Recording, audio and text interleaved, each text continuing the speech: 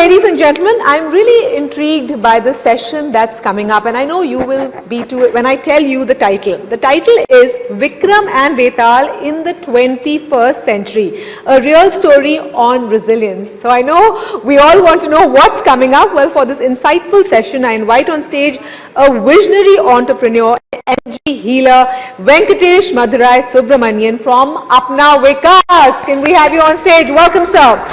Now, Venkatesh has been an early adopter of e-commerce in India, launching innovative startups and embracing life's adventures with unwavering resilience and passion. We're looking forward to hearing from you. Thank you very much. Good afternoon. पूछता है भारत कि ये विक्रम बेताल की कहानी क्या चीज है? The nation wants to know what is the story about Vikram and Betal. Thank you, Republic, for giving me this opportunity to use these words on stage. It has been a dream for a very long time. But before I address this topic, on a more serious note, I would like to ask you if you have ever, oops, sorry, it's too sensitive, yeah. There we go. So, the question I have for you is, have you ever had to take a decision that would impact the life or death of a loved one? Depending on the criticality of the medical situation, sometimes death can be a simpler, not necessarily easier alternative. And it's not just the decision that one is taking, right? Not just the act of taking the decision. It's a lot more than that. We have to manage the outcome of the decision, sometimes repercussions of the decision. Because I believe that decision making happens in that fleeting moment of the present where I cannot change the past, but the decision is impacted by that. And I'm taking a decision looking forward to a future that I cannot really predict. So these aspects of decision making make it very tough, and I had to take a decision for my Appa. And let me tell you a bit more about Appa.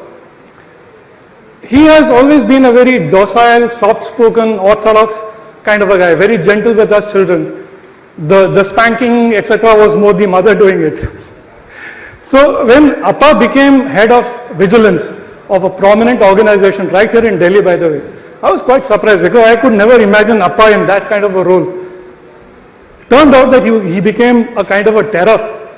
He would hide behind curtains, pounce on the staff taking a bribe, issue a charge sheet, etc.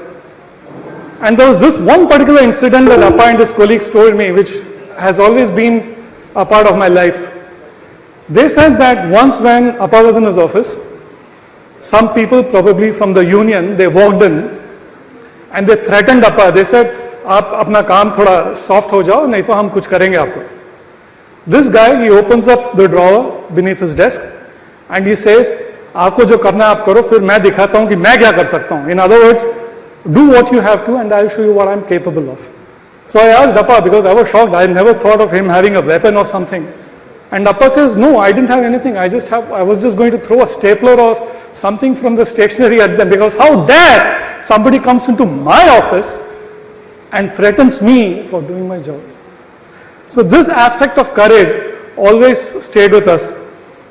About 14 odd years back, Appa's both kidneys had started to shrink. And the doctor said, "Ki boss, you sooner or later you need to start on dialysis," and it's usually a one-way street at that age. Can you believe that for about 13 odd years, this guy, he managed to control the shrinking of his kidney by focusing on things that he truly, truly believed in.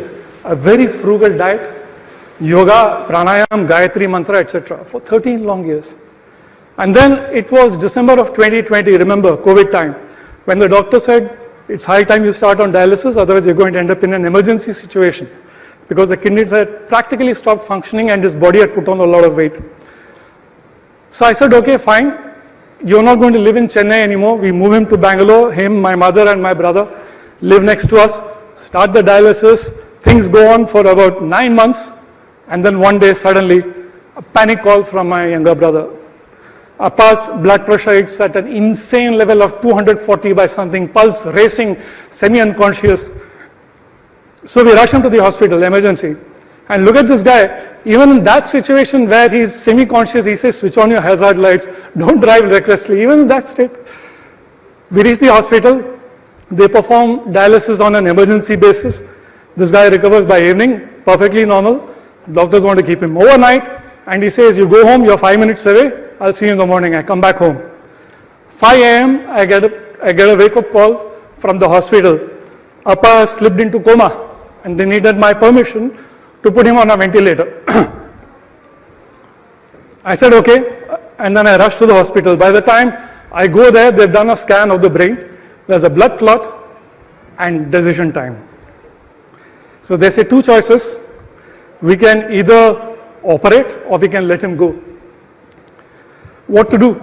So I said, how much time do I have? 5 minutes. 5 minutes to decide the fate of somebody I love. Appa's always taught me about decision making, that it's very important to take a decision based on the current situation, given all the facts at hand, and going with a certain kind of a instinct or a gut feeling. The way I try to implement it most of my time is there are three aspects to any behavior. One is cold, simple, plain logic, purely logic based on information. Second is emotions, and third is a gut feel. At that time, the emotions were running super high. 5 minutes, what do I do? One of my relatives, he's a well-established doctor. He said, give Appa a fighting chance.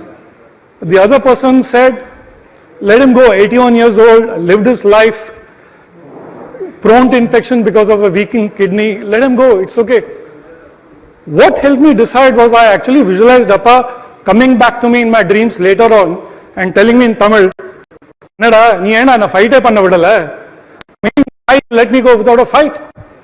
I said, okay, that's it, we operate. So the operation was successful, and this guy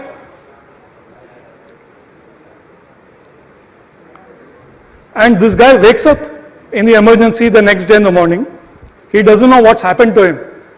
He's furious, he's angry, he doesn't understand. He rips out the ventilator cord, loses his voice, he couldn't speak. For many weeks his voice was barely a whisper. He used to scribble constantly. His elbow froze. What followed that operation was 30 long days and nights at the hospital. Many trips to the ICU and back. We had to use restraints. My sister Usha flew down from Mumbai. Horrible experience. It was like a nightmare without end. I'm a runner. It was like a marathon that doesn't have an ending. It just went on and on and on and on. I remember this one particular incident, so COVID days, right? I had gone down to the cafeteria. Appa had scribbled that he wanted something to eat, something, I don't remember what it was, some favorite. Getting back up from the canteen, and the security guard says, not allowed. You can't take this upstairs. And at that very moment, I tell you, I was so bloody angry. I wanted to unleash my entire anger, frustration, desperation, sadness, everything at this hapless security guard, who I think was trying to influence me in some way, exercise his control. Then I took a step back. I said, what's more important, my ego versus this guy's ego, or Appa waiting all alone in his room, trying to, eat something that he liked. So I told the security guard, I said, there's no power on this earth that's going to stop me from taking this up, because this could be his last meal. And you can take whatever action you want after that, but right now you're not going to stop me. And he let me go. But it wasn't always easy to keep our emotions under check. Sometimes Usha and I would just break down in front of the children. One thing I like to think of when I look at emotions is as if I'm standing at the seashore of life, where there are multiple emotions flowing towards me in terms of waves. I think I try to tell myself that emotions are not necessarily good or bad or positive or negative. They're either appropriate or inappropriate. Even right now, I'm taking a step back from some waves that are rushing towards me. After 30 days, and this team of doctors, fantastic team by the way, excellent team, they're really very cooperative, very helpful. But after 30 days when they wanted to let him go, they broke my heart. They told me that his body has taken a beating, we don't know how long he's going to last, He was bedridden. His left side he could barely move. They said, take him home. It's time. We can't do anything much more here. Take him home. Let him go. Once again, I was very furious. And I said, look, 30 days back I took a decision, right, when he was in coma. Right now, he's much better. He's conscious. He's alive. No, we continue the fight. So we continued the fight. We brought him over stretchers, etc. to the hospital. Things go fine for about 30 days. 30 days later, my brother calls me. He says, Appa's having some seizures. Rush him to the hospital once again. There's an infection where they had operated, where the clot was there earlier. They drill a hole, remove it out. This guy wakes up in the emergency once again very furious in the ICU. I see him there. He says, walk with me till the toilet. So by then his voice was back. He was walking with help. So I'm holding him, holding the drips in one hand, and we start walking towards the toilet. We cross it, and I say, Appa, toilet is behind us. Where are we going? Appa says, I'm fed up with this place. I want to go home. These guys are useless. They don't know me. They don't know my body. I want to go home. It took all my persuasion power with the doctors so that they could allow us to go home, and we go home, and he did recover. He did recover quite well for about another 30 days. This time he's in the same place. He gets a swelling on next to his skull, and they had to operate and remove a portion of the flap of the skull on his right side. Once, while he was undergoing dialysis, right there in the hospital, they suspected a heart attack. I rushed to the hospital with all his previous records of ECG, etc., and find Appa sitting happily in a wheelchair, smiling at me and saying, don't worry, it was just a gastric attack. I did pranayam, I did Gayatri, and I'm fine, let's go home.